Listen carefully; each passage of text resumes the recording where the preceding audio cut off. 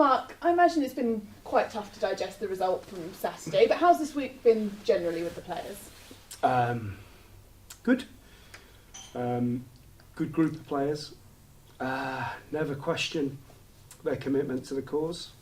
Never question their, desire. And that's been the case this week. We know it was flat on Saturday.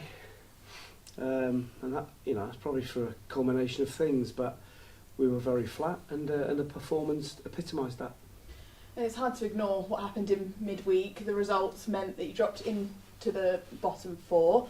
How difficult is that to take, and is that something you've had to mention to the players? I spoke to the players. I look on it as a positive because I think it's dragged more teams into it. We can look at it and say, well, they won that, but there's another couple of teams that lost that are bang in it. So it makes it, for me now, there's more teams involved at the bottom in the scrap to stay up than there was before Tuesday night. You look at Aldershot and York now, are bang in trouble. So, I've looked at that as positive. And is the key that it's in your hands, Yeah. which is what you always want? Got 8 games. We want to win 8 games. And that's the challenge. We're going to certainly aim for that. And hopefully we can get enough players fit, to be able to give us that chance. Yeah, that was going to be my next question. Is there an update on your injured players, Jordan Young out there, but will he be ready? Because you need those attacking players back, don't you? Jordan Young's be touch and go. Jordan Stevens won't be fit. Callum Harriott obviously picked a thigh strain up in the first half. But it's about the group really. It's about that spirit, that togetherness, and that desire, and a group of players that are desperate for the Oval Town to retain its National League status. And how much is that down to them as well, to make sure that they've got that connection between themselves to get themselves out of it? But they've definitely got that. The core group have definitely got that connection. It's down to me to galvanise that and try and make it even more powerful than it already is. We might lack in some quality, but we don't lack in effort. And it did feel like after Saturday there was a little bit of discontent with everything that's gone on this season. But do you feel like there's that togetherness with the club to get themselves out of this?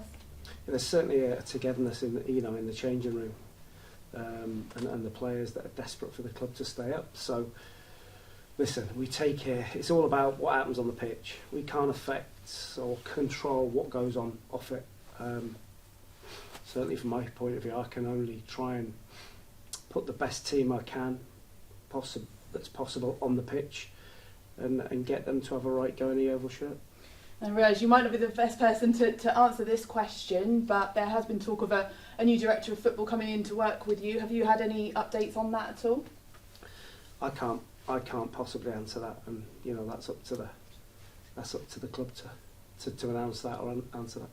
And in general, is it about blocking out any noise that's outside for these last 8 games? It is. It's difficult because you see and hear what's going on, and I think it's so important that I try and protect the players. And of course, we all get things wrong, and we'll take some stick. But we only have the club's best interests at heart. I think that's clear for everyone to see, and we're going to try everything we can to do the best job we can.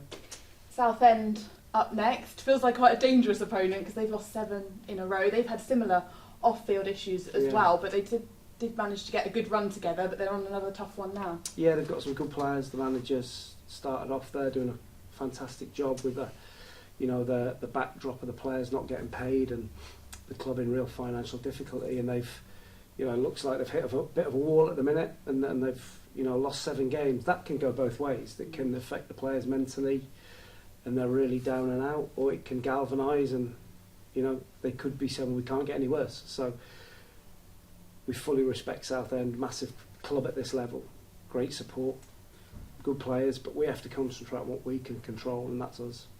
And is there any difference with the later kickoff? Because again, you'll have seen the results come in before.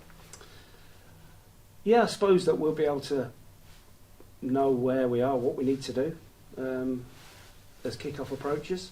But, like I say, I'm not one for worrying too much about ifs and buts and maybes. It's about what we can control, and that'll be 5:20. Whatever time kickoff is, if it's midnight, we just go and play. And attendances have been on the rise here at Hewish Park, and on Saturday they didn't really get a chance to get behind the players with that performance, but how much might you need them, particularly for Saturday? The fans have been outstanding. Like I said, we started really flat last week, and that was a culmination of a lot of things that happened, but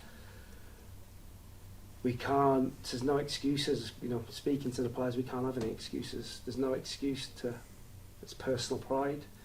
It's about you being the best version of what you can be when you cross that white line, and that we need to get at least, 8, 9 of the 11. Last Saturday we had 2 or 3. We need 8 or 9 to be right at it. And we just spoke to Grant Smith, who mentioned how crucial the first 10 to 15 minutes will be on Saturday, not only for confidence, but to get the fans on side as well. Yeah, the intent is to go and have 2 corners, 4 shots and crosses, and in the first 5 minutes not be 1-0 down. That's that comes down to personal pride and concentration. So it's been, like I said, it's been a good week. The players, will be definitely prepared, and then we hope that we get some good performances, which I'm sure we will. And just lastly, we know the issue has been scoring goals. Malachi Linton was struggling a little bit after Halifax. How's he doing in general? Mal's okay. Yeah, he's okay. So we have a selection of forwards, and we've got to try and find a combination that leads to us scoring more goals. Thanks for your time, Mark. Thank you. Mark, you said on Saturday, we haven't got it. I think it was your exact words when you were doing the after-match commentary. How'd you get it, though? I mean, I know it might sound like a stupid question, but I mean, it's so difficult, isn't it? You're all human. Everybody has a bad day. I guess it's kind of rough when you get virtually the whole team has a bad day. But I mean, how do you lift that? What? The morale, the belief in them. Well, I think it comes with good training and reinforcing messages that they can be good players. It's certainly been all positive from us. There's no point in me berating the players and hammering the players through the week and expect them to go and run through brick walls for the football club on a Saturday. So no. It's more of arm around the shoulder, reassurance. They're good people, and we have to try and drain every last little bit of energy and ability out of them for the last 8 games. I think I might have mentioned this before. Have you ever had such a dodgy run of injuries? I mean, it seems like, you've always got about sort of half the squad are injured at the moment. It must be very down, bring you down all the time. Yeah, but there is reasons for that. It's not that they just turn up. We found ourselves in a position where we're having to get players fit during matches because they can never replicate in training the tempo and the speed and the adrenaline of a match. So we're having to get players that have come, with some injuries fit in games, and some of them are going to break down. That's nature. But I mean, I presume when you get players coming in that are already injured, I mean, at this stage of the season to get players in is extremely difficult. So the chances are that, if a player's injured, his parent club is probably going to not worry too much about that from your perspective. It makes it that much worse, doesn't it? Yeah, like I said, we were fishing in a really small pool. Yeah. You've got to try and somehow make sure you catch the right fish. Really difficult. Yeah.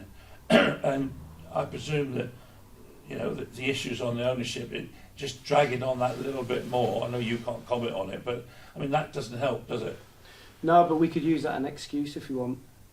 Players, me, we could use that as an excuse, but we're not going to do that. We have to head down, focus, be ready for Southend, and give everything we've got for the last 4 weeks. That's all we can do, and if we do that and we get the amount of results, then we'll stay up. Well, best of luck. Thank you.